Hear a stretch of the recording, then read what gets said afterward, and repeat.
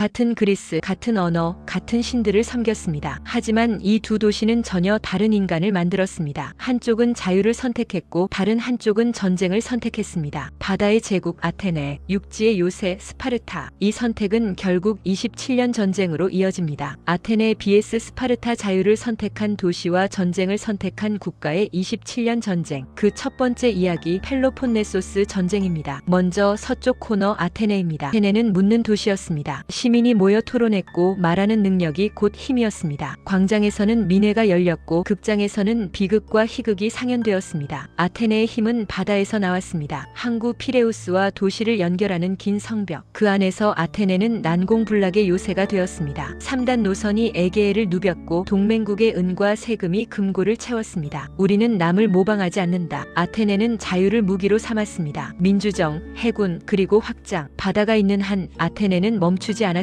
하지만 자유에는 대가가 있었습니다. 노를 젓고 세금을 내고 전쟁터에 나가야 했습니다. 자유를 지키는 비용은 시민의 몸과 시간이었습니다. 이에 맞서는 동쪽 코너 스파르타입니다. 스파르타는 묻지 않는 국가였습니다. 질문보다 복종, 개인보다 집단, 침묵이 미덕이었습니다. 소년들은 7살부터 함께 생활하며 전사로 길러졌습니다. 아고게, 스파르타식 교육, 고통을 견디고 명령에 복종하고 동료를 신뢰하는 법을 배웠습니다. 스파르타의 힘은 땅에서 나왔습니다. 중장보병 팔랑크스, 평지에서 이들을 당해낼 군대는 전 세계 어디에도 없었습니다. 돌아오거나 방패 위에 실려오거나. 스파르타는 규율을 무기로 삼았습니다. 군국주의 육군, 그리고 안정. 땅을 지키는 한 스파르타는 무너지지 않았습니다. 하지만 규율에도 대가가 있었습니다. 개인의 자유, 창의성, 변화의 속도를 포기해야 했습니다. 안전을 지키는 비용은 시민의 자율과 유연성이었습니다. 두 도시의 차이는 명확했습니다. 아테네는 확장을 꿈꿨습니다. 델로스 동맹을 이끌며 에게해의 섬들을 연결했습니다. 명목상 페르시아에 맞선 연합이었지만 실질적으로는 아테네의 제국이었습니다. 동맹국의 공납은 점차 의무가 되었고 아테네는 조선과 항만 인프라에 재투자하며 선순환을 만들었습니다. 반면 스파르타는 안정을 택했습니다. 펠로폰네소스 동맹을 이끌며 전통 질서를 수호했습니다. 동맹 도시의 군사훈련과 원조를 제공하면서 안정의 대가로 발언권을 행사했습니다. 시민의 수를 엄격히 관리하고 내부 반란의 리스크를 상시적으로 통제했습니다. 자유는 확장을 낳고 규율은 안정성을 낳습니다. 하지만 이 두 시스템은 공존할 수 없었습니다. 기원전 431년 전쟁이 터졌습니다. 하지만 이 전쟁은 이상했습니다. 스파르타가 쳐들어오면 아테네는 성벽 뒤로 숨었고 아테네가 배를 타고 나가면 스파르타는 해안가만 바라봤습니다. 고래는 땅으로 올라갈 수 없고 코끼리는 바다로 들어갈 수 없는 상황. 서로가 서로에게 치명타를 줄 수 없는 답답한 공방전. 전쟁은 그렇게 10년을 끌게 됩니다. 아테네의 계획은 완벽했습니다. 성벽 안에 시민을 모으고 해군으로 적의 해안을 공격하며 무역로를 지켜 식량과 물자를 확보한다. 스파르타는 결전을 원했지만 아테네는 나오지 않았습니다. 육지의 절대 강자가 바다의 제국을 무너뜨릴 방법이 없었습니다. 하지만 완벽했던 아테네의 계획에 균열이 생깁니다. 적은 바깥이 아니라 안에서 나타났습니다. 기원전 430년 아테네에 전염병이 돌기 시작합니다. 성벽 안에 빽빽이 모인 시민들. 위생시설은 부족했고 병은 빠르게 퍼져나갔습니다. 하루에 수백 명씩 죽어나갔습니다. 시체를 치울 사람도 부족했고 의사도 속수무책이었습니다. 그리고 기원전 429년 위대한 지도자 페리클레스마저 전염병으로 쓰러집니다. 아테네의 설계자, 민주정의 수호자, 해군 전략의 창시자. 그가 사라진 아테네는 방향을 잃기 시작합니다. 리더가 사라진 도시에서 욕망과 야망이 고개를 들기 시작합니다. 전쟁은 이제 새로운 국면으로 접어듭니다. 자유를 선택한 도시 아테네, 전쟁을 선택한 국가 스파르타. 두 체제는 서로의 장점을 시험대에 올렸고 각자의 약점을 드러냈습니다. 바다는 기회를, 땅은 안정성을 상징했고 그 사이에서 사람, 돈, 시간이 소모되었습니다. 그럼 과연 아테네는 어떤 선택을 하게 될까요? 다음 이야기는 2부 오만의 대가에서 계속됩니다. 리더를 잃은 아테네는 흔들렸습니다. 그리고 그 빈틈을 욕망이 파고들었습니다. 더 넓은 바다를 가지면 이길 수 있다. 페리클레스가 사라진 광장에서 젊은 정치가들이 목소리를 높이기 시작합니다. 1000 vs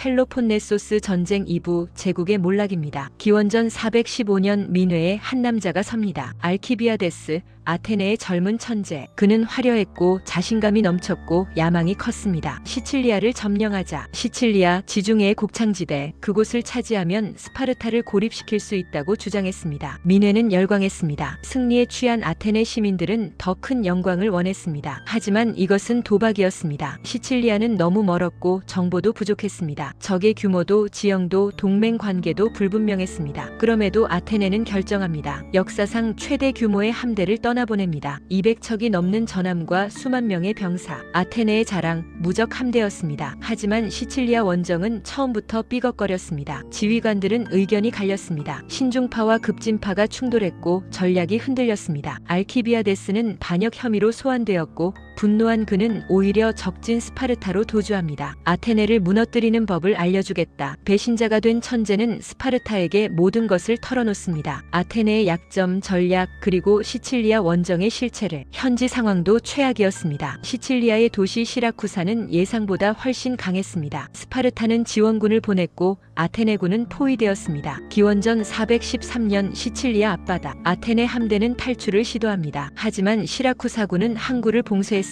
좁은 항구에 갇힌 아테네 함대. 배는 서로 부딪혔고 질서는 무너졌습니다. 육지로 도주를 시도한 병사들도 추격당했습니다. 수천 명이 포로로 잡혔고 채석장에서 노예로 살았습니다. 대재앙이었습니다. 200척의 전함, 수만 명의 병사, 막대한 재산. 아테네는 모든 것을 잃었습니다. 바다의 제국이 자만심으로 무너지는 순간이었습니다. 이 기회를 놓치지 않은 쪽은 스파르타였습니다. 스파르타는 깨달았습니다. 바다를 지배하지 못하면 전쟁을 끝낼 수 없다. 육지의 국가가 해군을 만들기로 결심한 겁니다. 하지만 문제가 있었습니다. 배를 만들 돈이 없었습니다. 스파르타는 자존심을 버리고 손을 내밉니다. 바로 어제의 적 페르시아였습니다. 돈을 주시오. 대신 아테네를 무너뜨려 주겠소. 페르시아는 기회를 놓치지 않았습니다. 막대한 금과 은이 스파르타로 흘러들어갔습니다. 스파르타는 페르시아의 황금으로 함대를 건조하기 시작합니다. 리산드로스, 냉철한 사령관이 함대를 이끌었습니다. 전쟁의 무게추가 완전히 기울었습니다. 아테네는 모든 것을 잃었습니다. 최정의 병력, 최고의 함대, 막대한 재산, 그리고 동맹국의 신뢰까지. 동맹국들은 반란을 일으키기 시작했습니다. 아테네는 더 이상 우리를 지켜줄 수 없다. 공물을 거부하고 스파르타 편으로 돌아서는 도시들. 델로스 동맹은 서서히 무너져 내렸습니다. 반면 스파르타는 페르시아의 돈으로 함대를 얻었습니다. 이제 바다에서도 아테네와 맞설 수 있게 되었습니다. 육지의 절대 강자가 바다까지 장악하기 시작했습니다. 자유가 낳은 오만, 확장이 부른 재앙. 아테네는 자신이 모든 곳에서 이길 수 있다고 믿었습니다. 그 믿음이 제국을 무너뜨렸습니다. 민주정의 장점, 창의성과 유연성은 위기 앞에서 오히려 분열과 혼란을 낳았습니다. 스파르타는 느렸지만 배웠습니다. 규율의 국가가 자유의 기술을 흡수했습니다. 바다를 잃은 아테네에게 남은 건 무엇일까요? 최후의 승부 3부에서 확인하세요. 전쟁은 칼과 창으로만 하는 것이 아닙니다. 결국 돈과 보급이 전쟁을 끝냅니다. 페르시아의 돈으로 무장한 스파르타, 그리고 마지막 숨을 헐떡이는 아테네. 자유를 선택한 도시와 전쟁을 선택한 국가의 27년 전쟁. 최후의 승자 그리고 승리가 남긴 청구서. 그 마지막 이야기입니다. 기원전 405년 에게해 북부 아이고스포타모이 해협. 스파르타의 사령관 리산드로스는 냉철했습니다. 그는 아테네의 목줄을 노렸습니다. 바로 흑해에서 들어오는 곡물 수송로였습니다. 아테네는 식량을 자급할 수 없었습니다. 성벽 안에 수십만 시민을 먹여 살리려면 흑해에서 오는 곡물선이 필수였습니다. 그 생명줄이 끊길 위기에 처했습니다. 아테네 함대는 급히 출동합니다. 남은 전력을 모두 투입했습니다. 170척의 전함이 아이고스포타모이에 집결했습니다. 하지만 리산드로스는 정면 승부를 피했습니다. 아테네 함대가 진을 치고 기다렸지만 스파르타 함대는 움직이지 않았습니다. 하루, 이틀, 사흘이 지났습니다. 아테네 병사들은 지쳤습니다. 배에서 내려 해안에서 쉬기 시작했습니다. 식사를 하고 물을 기르러 가고 경계를 늦췄습니다. 리산드로스는 바로 그 순간을 기다렸습니다. 기원전 405년 9월 아테네군이 방심하고 배에서 내려 쉬는 그 순간 스파르타 함대가 일제히 돌진했습니다. 기습이었습니다. 배에 사람이 없었습니다. 노를 젓을 선원도 무기를 들 병사도 없었습니다. 아테네 함대는 순식간에 무너졌습니다. 170척 중 단 9척만이 탈출했습니다. 나머지는 모두 납포되거나 격파되었습니다. 3,000명이 넘는 병사가 포로로 잡혔습니다. 리산드로스는 포로들을 전원 처형했습니다. 아테네가 동맹국에게 했던 것처럼. 아이고스포타모이 해전. 이것은 전투가 침투가 아니라 학살이었습니다. 함대를 잃은 아테네는 봉쇄되었습니다. 스파르타 함대가 피레우스 항구를 막았습니다. 육지에서는 스파르타 육군이 성벽을 포위했습니다. 바다가 막히자 도시는 굶주렸습니다. 식량이 떨어지고 사람들이 굶어 죽기 시작했습니다. 거리에는 시체가 쌓였고 질서는 무너졌습니다. 한때 에게해를 지배했던 바다의 제국, 이제 성벽 안에 갇힌 채 죽음을 기다릴 뿐이었습니다. 기원전 404년 4월, 결국 아테네는 성문을 엽니다. 항복이었습니다. 스파르타군이 도시로 들어왔습니다. 그들은 피리를 불며 행진했습니다. 아테네의 상징인 긴 성벽, 도시와 항구를 연결하던 그 성벽을 허물기 시작했습니다. 돌 하나하나가 무너질 때마다 아테네의 자유가 함께 무너졌습니다. 해군은 해체되었고 함대는 12척만 남겨졌습니다. 델로스 동맹은 해산되었고 민주정은 폐지되었습니다. 찬란했던 민주정은 그렇게 무너졌습니다. 전쟁은 스파르타의 승리로 끝났습니다. 27년 동안 지속된 그리스 세계의 내전, 스파르타가 최후의 승자였습니다. 하지만 진정한 승자는 없었습니다. 그리스 세계 전체가 황폐해졌습니다. 수십만 명이 죽었고 도시들은 파괴되었습니다. 아테네는 다시는 예전의 영광을 되찾지 못했습니다. 바다의 제국은 역사 속으로 사라졌습니다. 스파르타는 승리했지만 변질되었습니다. 페르시아의 돈에 물들었고 전통적 가치는 흔들렸습니다. 그리고 30년 후 스파르타마저 테베에게 패배하며 무너집니다. 승자도 패자도 모두 약해진 그리스. 그 빈틈을 노린 것은 북쪽의 마케도니아였습니다. 필리포스 2세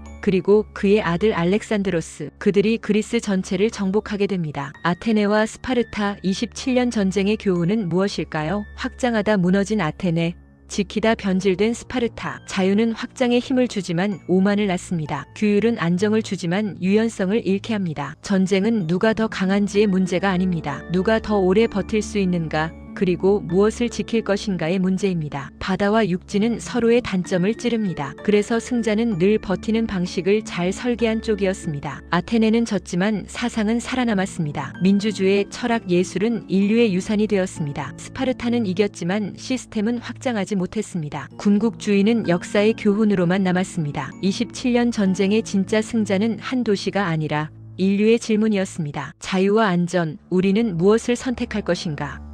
지금까지 1000vs였습니다. 감사합니다.